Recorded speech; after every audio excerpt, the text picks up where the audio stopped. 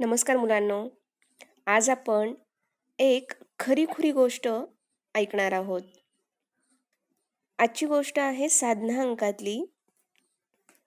गोष्टी वेल्हाळ नानीची नात. या मुलीचं नाव आहे म्होनबेनी एजुंग आणि ही गोष्ट घडलेली आहे नागालँड या राज्यामध्ये. ईशान्य भारताच्या अगदी शेवटच्या टोकाला असणारं एक डोंगराळ राज्य. घनदाट जंगलं, चमचमत्या निळ्या पाण्याचे प्रवाह आणि डोंगर घाटांनी वेढलेलं हे राज्य निसर्गानं समृद्ध आहे. इतका समृद्ध निसर्ग आहे म्हटल्यावर इथं वनस्पती आणि प्राणीसुद्धा खूप वेगवेगळ्या प्रकारचे आढळतात. इथली माणसं खूप साधी आणि निसर्गावर भरभरून प्रेम करणारी आहेत. निसर्गाच्या अशा अद्भुत सौंदर्यानं आणि आदिवासी संस्कृतीनं नटलेल्या या राज्याचं नाव आहे नागालँड. आपल्या देशातलं चिमुकलं राज्य. या राज्यातल्याच एका छोट्या मुलीची ही साहस कथा आहे. म्होनबेनी एजुंग असं या साहसी मुलीचं नाव.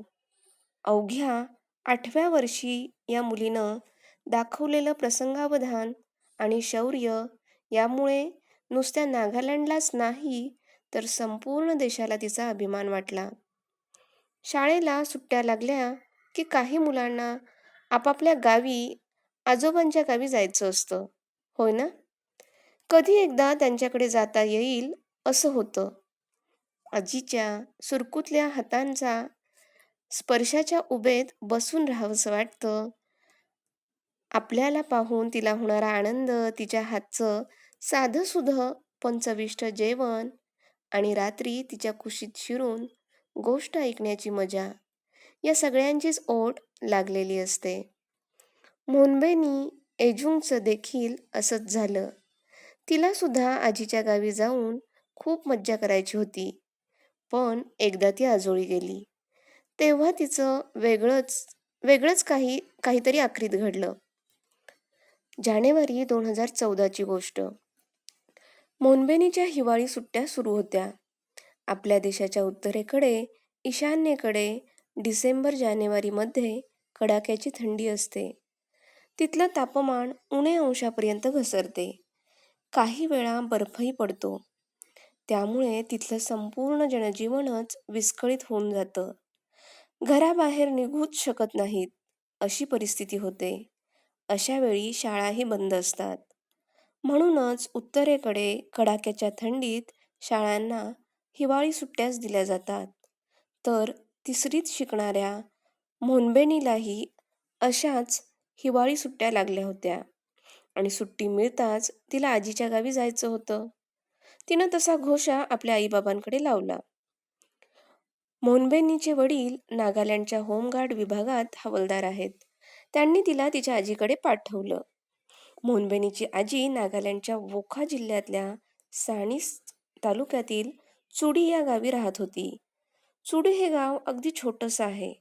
अवघी 170 घरं असलेलं 1000 लोकसंख्येचं गाव. चहूबाजूंनी शेती, डोंगर आणि दाट जंगल. म्होनबेनीची ही आजी म्हणजेच आईची आई. तिचं नाव रेन्थुगलो जंगी. ती 78 वर्षांची होती. पण निसर्गाच्या कुशीत वाढल्यानं आजी या वयातही चांगलीच दणकट आणि चालती फिरती होती. ती या वयातही जंगलातून सरसर चालत जायची. शेतीतली कामं करायची. नदीतलं पाणी उपसायची. जेवण तर इतकं चविष्ट बनवायची की खाणाऱ्यानं स्वतःची बोटं चाखत राहावी. आजी आपल्या गावी एकटीच राहत होती. म्होनबेनीचे आजोबा आता या जगात नव्हते. सुट्ट्यांच्या निमित्तानं म्होनबेनी जानेवारी 2014 आजीकडे आली. आजीसोबत तिचा रोज नवा दिनक्रम असायचा. त्या दोघींचंच असं एक गुळपीट होतं. दोघी सोबत असल्या की जगाला विसरायच्या. आजी म्होनबेनीसाठी वेगवेगळे पदार्थ बनवायची. तिला सोबत घेऊन शेतावर जायची. गावात फेरफटका मारायची. अगदी शेजारच्या घरी जायचं म्हटलं तरी म्होनबेनी तिच्या मागं असायची. म्होनबेनीला रात्री झोपताना आजीकडून गोष्टी ऐकायला खूप आवडायचं. आजीसुद्धा लोककथा, परीकथा रंगवून रंगवून सांगायची. तसा तर नागालँडच्या संपूर्ण संस्कृतीवरच लोककथांचा प्रभाव आहे. लोककथांमध्ये बहुतांश वेळा मौखिक परंपरेतून चालत आलेल्या संस्कार आणि संस्कृतीच्या कथा असतात. साहसाच्या, बुद्धिचातुर्याच्या कथा असतात. दोघी जणी अशा कथांमध्ये गर्क व्हायच्या. त्या दोघींचा हा असा खास दिनक्रम चालायचा. आज आपण नदीतले मासे पकडू आणि ताज्या माशांचं कालवण करू. दिनांक 14 जानेवारी 2014च्या सकाळी आजीनं मोनबेनीला सांगितलं, मासे? वाह, मला तर फार आवडतात. पण कुठल्या नदीतून आणायचे?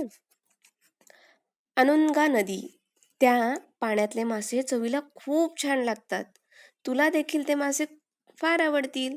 एकदा खाल्ल्यानंतर परत परत माझ्या मागे लागशील. नानी, पण ती नदी तर जंगलाच्या पलीकडे आहे. आपण त्या जंगलातून जायचं? मी जंगलात कधीच नाही गेले. वा वा, खूप मज्जा येईल. मोहनबेनी खुश झाली. मोहनबेनी आणि आजी दोघी नदीकडे जायला निघाल्या. घनदाट जंगल होतं. झाडं झुडपं एकमेकांत गुंतल्यानं भर दिवसाही जंगलात चांगलाच काळोख होता. पण आजीसाठी जंगल नवं नव्हतं. नदीपर्यंत जायचा रस्ता तिला चांगलाच पाठ होता. आजीच्या मागे मागे चिमुरडी मोहनबी देखील भराभर चालत निघाली. दोघी जणी नदीच्या काठावर पोचल्या. थोडा वेळ त्यांनी विसावा घेतला. मोहनबेनी तर नदी पाहून खुश झाली होती.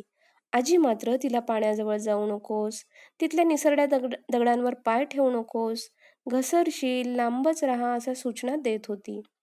मोहनबेनी देखील आजीच्या सूचनांप्रमाणे वागत होती. कातळावर जितकं पाणी आलं होतं त्याच डोहापाशी ती खेळत बसली. तेवढ्या वेळात आजीनं मासे पकडले. चालून चालून त्या दमल्या होत्या आणि भुकेल्याही. नदी किनारीच त्यांनी मासे शिजवायचं ठरवलं. आजीनं माशाच्या पोटातली घाण स्वच्छ केली. मासे पुन्हा स्वच्छ धुण्यासाठी ती नदीपाशी गेली. खाली वाकून ती मासे धुत असताना अचानक तिच्या हृदयात जोराची कळ आली. काहीही कळायच्या आत आजी नदीत पडली. मोहनबेनी दूरून आजीच्या हालचाली पाहत होती. आजी नदीत पडल्याचं दिसताच ती घाबरली. ती धावत किनाऱ्यापाशी पोहोचली. आजीला हात देऊन तिला नदीच्या बाहेर खेचू लागली. आजीकडून म्हणावा तसा प्रतिसाद नव्हता. ती ओढत होती. आजी कळवळत होती. एकीकडे आजीची अवस्था पाहून तिच्या डोळ्यांना धारा लागल्या. दुसरीकडे आपल्याशिवाय या जंगलात आता कुणीच नाही हेही तिला ठाऊक होतं. तिनं प्रयत्नांची शिकस्त केली आणि आजीला 5-5.5 फूट पाण्यातून बाहेर खेचण्यात यश मिळवलं. मग तिनं जरा सुस्कारा सोडला. पण तिच्या लगेचच लक्षात आलं की आजीला अजूनही काहीतरी त्रास होत आहे. आजीनं डोळे मोठे केले, छाती धरलेली. नानी, काय होतंय? नदीत कशी पडलीस? मोहनबेनीनं रडत रडत विचारलं. त्यावेळेस खरं तर आजीच्या छातीत दुखत होतं. तिला हृदयविकाराचा झटका आला होता. तिची शुद्ध हळूहळू हरपायला लागली होती. नानी, नानी. मोहनबेनी आजीला हलवून जागं ठेवण्याचा प्रयत्न करू लागली. पण उपयोग झाला नाही. थोड्याच वेळात ती बेशुद्ध झाली. मोहनबेनी गडबडली. त्या घनदाट जंगलात ती कुणालाही हाक मारू शकत नव्हती. तिच्या मदतीला कुणीही येऊ शकणार नव्हतं. आजीचे प्राण वाचवायचे असतील तर तिला गावातूनच मदत मिळवावी लागणार होती. प्रसंगावधान दाखवून ती तिथून गावाच्या दिशेने धावत सुटली. जंगलातल्या काट्याकुट्यांच्या रस्त्याला, काळोख्या वाटेला न घाबरता धावत सुटली. अधूनमधून धाप लागल्यावर क्षणभर थांबायची. ते तितकंच. पुन्हा नव्या अधिक वेगानं धावायला लागली. 4-5 किलोमीटर धावून ती चुडी गावाच्या तोंडाशी पोचली. गावात शिरताच पहिल्यांदा दिसलेल्या माणसाला तिनं थोडक्यात हकीकत सांगितली. अनुनगा नदीवर नानीला काहीतरी झालंय. ती बोलत नाहीये, उठत नाहीये, तिला वाचवा. ती रडून सांगू लागली. वेळ न दडवता गावकऱ्यांनी जंगलाचा रस्ता धरला. मोहनबेनीला एकानं आपल्या पाठीवर घेतलं. सायकलवरून काही जण पुढं झाले. काही जण चालत येऊ लागले. अनुंगा नदीच्या काठावर अजूनही तिची आजी बेशुद्ध अवस्थेत पडलेली होती. कुणीतरी तिच्या चेहऱ्यावर पाणी मारून तिला उठवण्याचा प्रयत्न केला, पण काहीच उपयोग झाला नाही. परिस्थिती गंभीर आहे हे गावकऱ्यांच्या लक्षात आलं. मग त्यांनी आजीला लगेचच उचललं. झोळीत टाकून गावाकडे धाव घेतली. गावात येताच गाडी करून त्यांनी आजीला साणीस इथल्या प्राथमिक आरोग्य केंद्रात उपचारासाठी नेलं. तपासणीत आजीला हृदयविकाराचा झटका आल्याचं उघड झालं. डॉक्टरांनी तत्काळ प्राथमिक उपचार केले, मात्र तिला मोठ्या दवाखान्यात नेण्याची गरज दिसत होती. नागालँडमधील दिमापूर हे मोठं शहर आहे. या शहरातल्या सरकारी दवाखान्यात तिला उपचारासाठी आणले आणि काही दिवसांनी आजी बरीही झाली. मोनबेनीच्या प्रसंगावधानामुळे आजीचे प्राण वाचले. जंगलातून एकटं कसं जायचं, एखाद्या प्राण्यानं वाट अडवली तर, जंगलात रस्ता चुकलो तर, अशा कुठल्याच गोष्टीचा तिनं बाऊ केला नाही. केवळ आपल्या आजीचे प्राण वाचवायचे हीच गोष्ट मनाशी ठेवून ती पळत सुटली होती. आजी बरी होऊन दवाखान्यातून घरी आली तेव्हा गावकऱ्यांना मोहनबेनीचं खूप कौतुक वाटत होतं. त्यांनी जेव्हा तिला विचारलं, एवढीशी तू जंगलातून एकटी धावताना तुला भीती नाही वाटली? त्यावर मोहनबेनीने सांगितलं, अजिबात नाही. मला माझी नानी खूप आवडते. माझं तिच्यावर खूप प्रेम आहे. त्या क्षणी तिला पाहून मला एकच गोष्ट कळत होती की गावातून कुणाला तरी बोलवायला हवं. बस मग पळाले. आणि मग आजीनं सुद्धा बरं झाल्यावर मला खूप प्रेम दिलं, माझे खूप लाड केले. मोहनबेनीचे हे धाडस, आजीवर असलेले प्रेम चुडी गावातल्या लोकांच्या कौतुकाचा विषय झाला. पण ते तिथंच गावापर्यंत राहिलं नाही. मोहनबेनीच्या साहसाची वार्ता थेट भारत सरकारपर्यंत पोहोचली. शासनाच्या Indian council for child welfare या विभागाकडून योग्य प्रसंगावधान दाखवणाऱ्या धाडसी मुलांना राष्ट्रीय शौर्य पुरस्कार दिला जातो. मोहनबेनीने देखील प्रसंगावधान आणि धाडस दाखवलं होतं, त्यामुळे शासनाच्या वतीनं तिचा 2014च्या राष्ट्रीय शौर्य पुरस्कारानं सन्मान करण्यात आला. त्यानंतर 1918 साली मुंबई येथील पटकथा लेखक दिग्दर्शक आकाशदित्य लामा यांनी तिच्यावर सिनेमा तयार केला. त्या सिनेमाचं नाव आहे नानी तेरी मोरनी.